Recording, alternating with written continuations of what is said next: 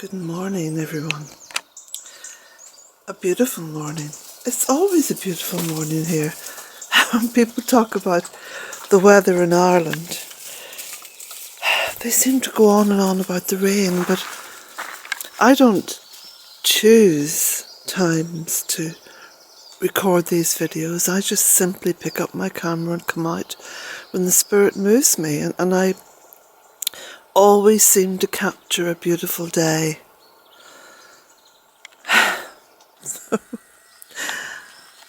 Now, before I begin, those of you who are new to the channel, you may not have seen the photographs of Bealtaine Cottage at the very beginning of my journey here, when I first bought this little place. So I'm going to put those photographs up at the end of this video. And also, there has only ever been one person planting this land, and that's been me. So everything you see, everything that's growing, is what I have put into the ground. A lot of it from cuttings. But I want to deal with today's video because I've just spent an hour and a half walking the land, as is my wont each morning. And I've walked up through the land and I've discovered another little gem. Slowly, slowly, the earth here reveals herself to me in so many different ways.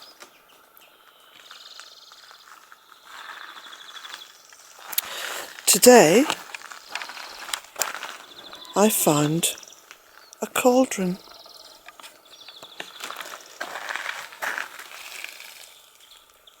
It's a cauldron that has been very well used. The bottom has come away from it, and you can see the beautiful ironwork there on the inside. There's lots of moss growing through it as well, and even little bits of ivy. The handles are still on it. See, there's a handle on each side. And one of the legs is on it. Can you see that?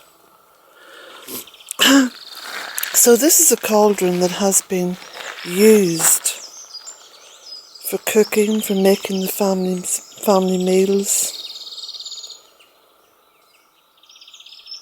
I don't know how old it is. Must be over 100 years old at least. These were used on the open fires, and at one point the hill here at Ballyfermoil was almost over-inhabited. There were hundreds of people lived here. That was in one generation. You go back to the Tuath de Danann and who knows? Who knows how many people lived here, but I think it's always been inhabited. Anyway, what I want to show you now is I'll come back to the cauldron at some point as I find out more. I want to show you how the new vegetable garden is coming along. Now, I can't see Mr. Ratty today. He's not up in his nest. Well, he may be off on his travels, because these little creatures love to explore. They're a bit like ourselves. Well, a bit like myself anyway. Okay. This is my little fence so far. I haven't finished it yet, but you can see what I've done, and it's been so easy to do. Listen to all these bees behind me. Talk about distractions. Look at them, all over the place. So, I started weaving the fence last night. The bottom rung of it, the bottom layer is a lot of the beech and the birch that was cut towards the end of the winter. The red bits are dogwood, and the top bits, which I've only just started to put on, are willow. Now this is going to be important on several different levels. First of all, by putting in such a low fence that's very dense, it creates a microclimate down there at earth level. It also creates a little microclimate behind it, and I've been putting little cuttings and things in behind it that I'm clearing from the land. So it's going to be a little bit of a mini compost heap going on there behind.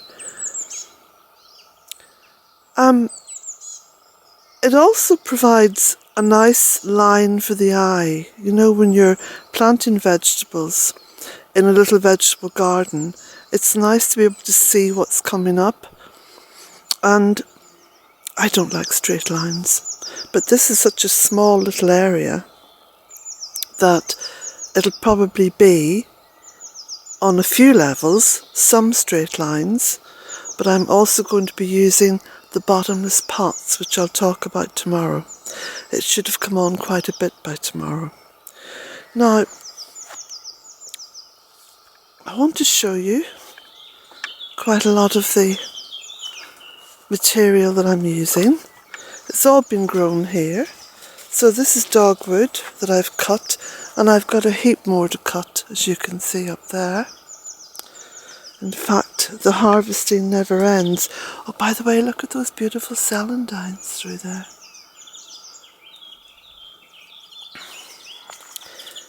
See these little hedges? I just planted slips into the ground. All this hedge, I've never bought any hedging at all. It's all just from slips, and you can see up along there as well, up along the ditch. Now, here you can see more willow, lots and lots of willow here for fencing. It's very easy to use and good to use, but don't have it anywhere too near the ground because it will root. And you can see from the big chunks of willow that were pollarded and coppiced during the winter, towards the end of the winter, it will just sprout. If it's anywhere near the ground, it'll sprout and keep growing.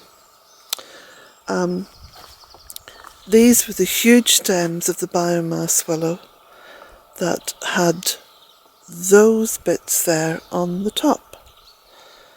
So this will start to regenerate and will grow at a much lower level, so it'll be easier to maintain. But you can see there's any amount of willow and dogwood here that can be harvested from making those little fences. So, also, I took the spikes, or not the spikes, but you know, the kind of sharp edges, not even sharp, pointy edges, there we go. I took the pointy edges off those fencing posts because I wanted to hammer them in, you know, just flat, so they don't go in too deep, because there is a water pipe going underneath this land, around here somewhere, and it's from the spring well, you know, because the spring well up on the hill behind me feeds my cottage. So today I'm going to continue working on this. I'm going to clear this area here, give it a good rake through. I've got lots of material there, can be moved to the compost heap or even just stacked behind the little fence. I've got this rhubarb here to move. I've got some quite big bits of meadowsweet to dig out, so they'll be dug out quite carefully. I don't want to go through that pipe, wherever it is.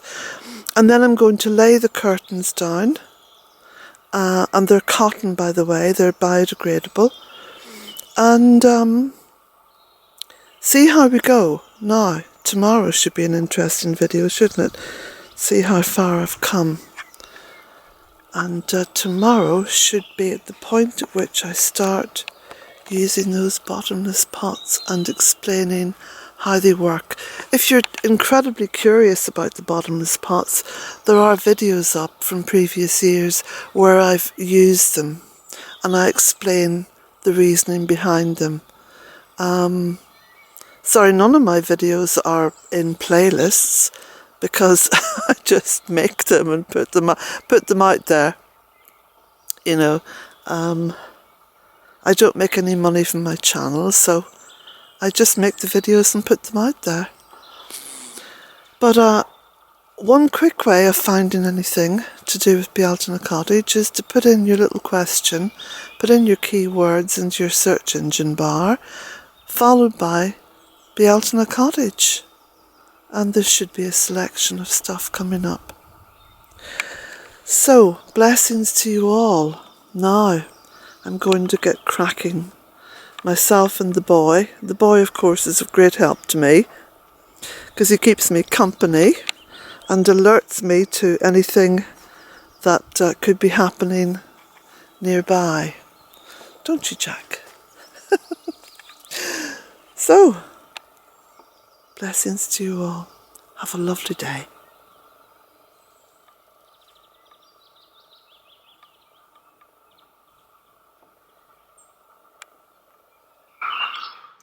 So this was Bealtaine Cottage on the first day that I saw it. And the only thing that's changed, really, is that I took down the old concrete porch and put on a sustainable wooden porch that has a metal roof. And that's added a little bit of extra sleeping space for visitors if I need it. This was the track looking down from the cottage, and as you can see, very, very poor land, had been overgrazed, and a lot of barbed wire everywhere. Down where those bushes are is where the pond is now. A lot of drainage works carried out here. And then this is a pretty iconic picture now because this looks up towards Bealtaine Cottage from the road, from the entrance. And you can see how much change has happened from looking at any of the videos or photographs taken over the past 10, 12, 15 years, really. Yeah, it did look a pretty sorry little place, didn't it? Now, I've written a book about my journey, and it's called A Cottage and 3 Acres. And it's available from the Bealtaine Cottage website, only from the website. I don't sell through Amazon. I don't upload my book to any foreign printers. They're all printed here in Ireland. And I keep a stock of the books here at the cottage, and I post them myself. So each order I deal with myself, and this is the posting.